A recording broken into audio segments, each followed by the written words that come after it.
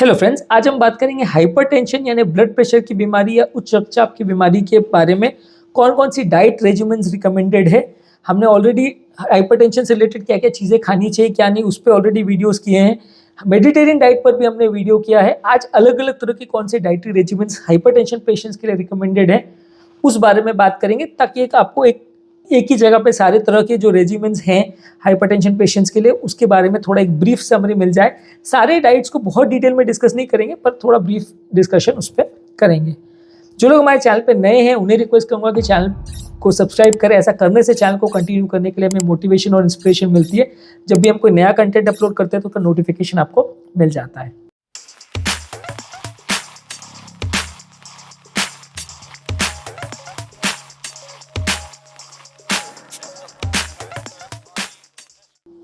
तो हाइपरटेंशन के लिए अलग अलग तरह के डाइट हैं। सबसे पहला है dash diet. Dash diet basically एक स्टडी थी जिसमें dietary approaches to stop hypertension करके, डैश का फुल फॉर्म है dietary approaches to stop hypertension, DASH। तो डैश डाइट बेसिकली एक ऐसी डाइट थी जो इन्होंने हाइपरटेंशन पेशेंट्स के लिए डिजाइन किया था, जिसमें फ्रूट्स यानी फल, सब्जियों और होल ग्रेन्स और लो फैट वाले प्रोटीन्स और लो फैट वाले डेयरी प्रोडक्ट्स को उन्होंने ज़्यादा रिकमेंड किया था, जिसमें सैचुरेटेड फैट्स को, कोलेस्ट्रॉल को और सोडियम को रेस्ट्रिक्ट किया था।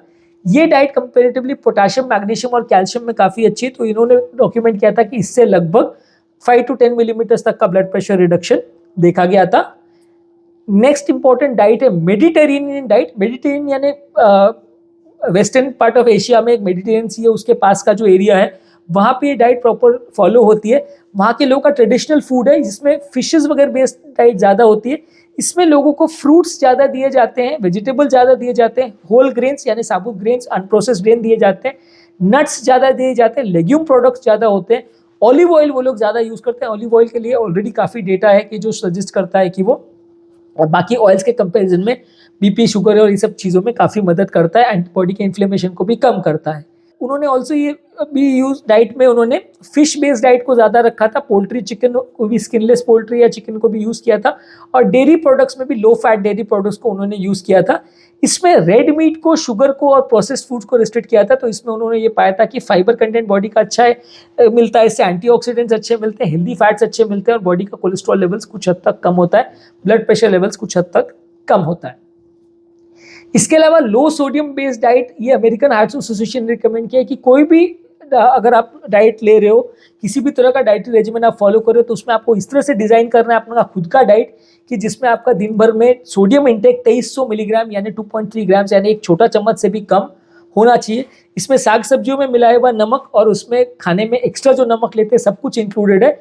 और इसके अलावा आपको प्रोसेस्ड फूड या कैंड फूड या फास्ट फूड नहीं लेना है, क्योंकि इस सारी चीज़ों में सोडियम ज़्यादा रहता है। उसके अलावा आपको फल सब्जियों पे ज़्यादा फोकस करना है, लीन प्रोटीन्स और लो फैट डेयरी प्रोडक्ट्स को ज़्यादा लेना है, क्योंकि इन सब में सोडियम कंटेंट कम रहता है।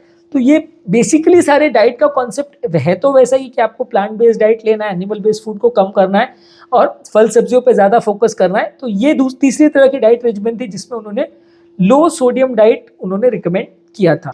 एक और डाइट है जिसमें उन्होंने वेजिटेरियन या वेगन डाइट रिकमेंड किया था। इसमें वेजिटेरियन डाइट में भी कंप्लीटली आपको नॉन वेजिटेरियन फूड्स बंद कर देना है, वेगन डाइट में आपको मिल्क रिलेटेड प्रोडक्ट्स भी बंद कर देना है। इसमें फ्रूट्स, वेजिटेबल ज़्यादा फोकस करना है, होल ग्रेन्स पे ज़्यादा फोकस करना है, लेग्यूम प्रोडक्ट ज़्यादा लेना है।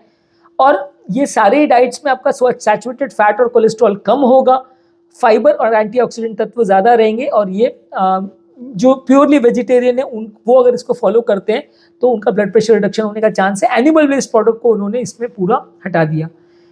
प्लांट बेस्ड डाइट भी एक और डाइट रेजिमेंट है, उसमें भी यही है कि आपको सारे प्रोडक्ट्स जो है वो उसमें नट्स, सीड्स और ये सब चीज़ों को ज़्यादा लेना है, फ्रूट्स, वेजिटेबल्स को ज़्यादा लेना है, और इसमें सैचुरेटेड फैट्स और कोलेस्ट्रॉल ज़्यादा रहेगा। तो ये भी मोर और लेस वैसी डाइट है, अलग नाम से इन्होंने पब्लिश किया था, पर मोर और लेस कॉन्सेप्ट इसका भी वही है कि आपको प्लांट बेस्ड प्रोडक्ट्स रखने हैं। इससे हार्ट अटैक और वेट लॉस का चांसेस कंपेरेटिवली बेटर हो जाएगा, हार्ट अटैक का रिस्क कम हो जाएगा, वेट लॉस आपका बेटर होगा और वजन आपका कंपेरेटिवली अच्छा मिलेगा, ब्लड प्रेशर भी आपका कंपेरेटिवली बेटर हो जाएगा।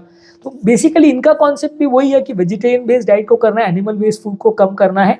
मोर और लेस उनको फॉलो अप कर सकते हैं तो आपको BP रिडक्शन में लगभग 10 to 15 मिलीमीटर तक का रिडक्शन आप एक्सपेक्ट कर सकते हैं। यानी कि 150-160 के आसपास आपका BP है तो 140-130 तक आ जाएगा।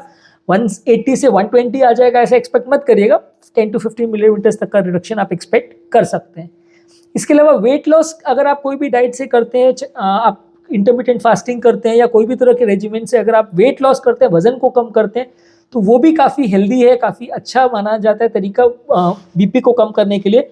अगर आपने सिग्निफिकेंट वेट लॉस किया, वजन को कम किया, तो डायबिटीज़ का, हार्ट का प्रॉब्लम और वजन कम करने के अलावा आपका ब्लड प्रेशर रिडक्शन में भी ये सिग्निफिकेंट प्रॉब्लम से सॉर्ट आउट होगी। तो कोई भी तरह का डाइट रेजिमेंट जो आप फॉलो कर रहे हैं, जो वेट लॉस डाइट जिसे बोलते हैं, वो अगर आप यूज़ करते हैं तो उसमें आपको बीपी में भी सिग्निफिकेंट बेनिफिट मिलेगा। तो अगर आपको हाइपरटेंशन का प्रॉब्लम है और वजन ज़्यादा है तो आप कोई भी तरह का कीटो बेस्ड डाइट है या कोई भी इस तरह का डाइट आप प्रेफर कर सकते हैं, इंटरमिटेंट फास्टिंग वाले डाइट्स, जिसमें आपका वजन तो साथ में कम होगा ही, बीपी में भी आपको सिग्निफिकेंट बेनिफिट मिलेगा। इसके अलावा नेक्स्ट इंपॉर्टेंट चीज़ है कि अल्कोहल को आप लिमिट करिए, अल्कोहल को सबसे कम रखिए, जितना आप कम अल्कोहल लेंगे उतना अच्छा है। कोई भी डाइटरी रेजिमेंट में अगर पोटाशियम बेस्ड फूड्स को आप ज़्यादा लें तो वो अगर किडनी का प्रॉब्लम नहीं है तो डेफिनेटली आपके लिए बेनिफिशियल है। इसमें केला, पालक, शकरकंद यानी स्वीट पोटैटो और एवोकाडोज हैं, इसमें पोटाशियम कंटेंट अच्छा रहता है, तो ये ब्लड प्रेशर को कुछ हद तक कम करता है। पर जिन लोगों को भी किडनी का प्रॉब्लम है उनके लिए डेंजरस हो सकता है, क्योंकि ज़्यादा पोटाशियम किडनी पेशेंट्स के लिए नुकसानदायक है। उनका इससे किडनी फेलियर वाले पेशेंट में अगर पोटाशियम ज़्यादा बढ़ जाए तो जान का खतरा भी हो सकता है। अल्कोहल के साथ आपको चाय कॉफ़ी को भी कम करना है। चाय कॉफ़ी में जो कैफीन होता है, खासकर स्ट्रॉन्ग कैफीन चाय या इस तरह का बेवरेजेस हम लेते हैं या एनर्जी ड्रिंक्स अगर लेते हैं तो उसमें भी आपको कंपेरेटिवली बीपी बढ़ जाता है, तो उसको भी आपको कम करना है।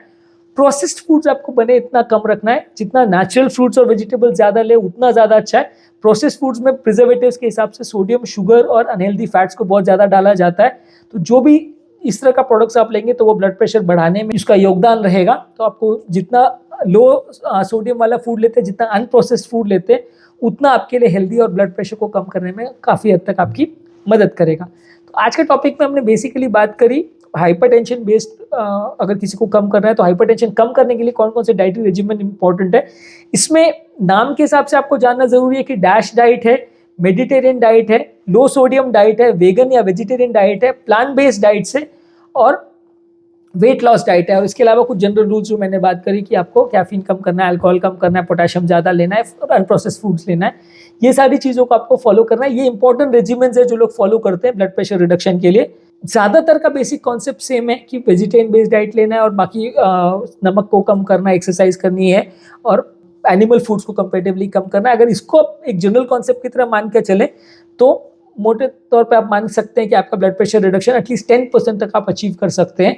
बहुत सीवियर हाइपरटेंसिव पेशेंट्स के लिए ये उतना कारगर नहीं सिद्ध होगा, लेकिन आप मेडिसिन के साथ में अगर इसको करें तो डेफिनेटली फायदा होगा। अर्ली स्टेजेस ऑफ हाइपरटेंशन में जहाँ बीपी आपका जस्ट डिटेक्ट हुआ है, आप दवा नहीं लेना चाह रहे हैं, बहुत यंग पेशेंट है, तो वहाँ आप इसको यूज़ कर सकते हैं। तो आपको लंबे समय में ब्लड प्रेशर बहुत ज़्यादा नहीं बढ़ेगा, ऐसा आप उम्मीद कर सकते हैं।